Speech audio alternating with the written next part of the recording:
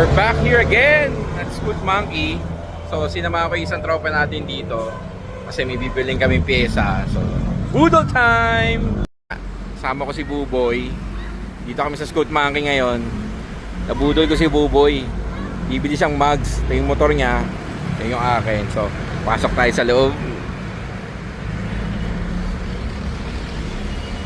Yung kaibigan natin, no? Sinampal ako ng kahirapan, bumili ng mugs. Babayad na, oh. Yan, ito yung mugs niya. Bumili siya nito, oh. Bago, tsaka brand new tires. Mandrill. So ayun, isasampa na.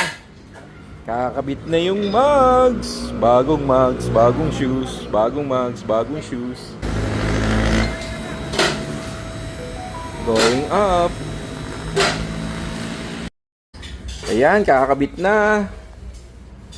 Bakit kinakalas yung muffler ko rito? Yung usapan ito lang ang bubudulin. Eh bakit parang meron na naman kinakabit dito? Ano yan? Ano yan? Bawian mo ako, brad, ah. Agad-agad, ah. Kaya nga kita din nila dito para bumili ng mugs, eh. Ayun, no? Napabili tayo ulit. Oh, for sale, for sale. Boy. So ito na yung pang rear, kinakabit na, looking good. Looking good. Check it out. Mandrill, oh, ganda. Ano no boy, paano? May tapalodo eh. Dumadami gastos eh, no?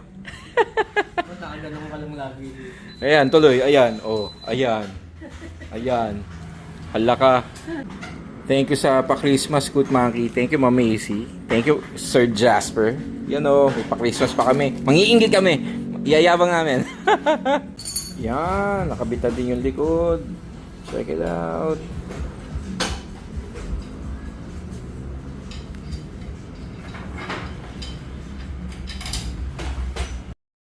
So, yan. Tapos na ikabit yung mag si Buboy at yung bagong budol muffler.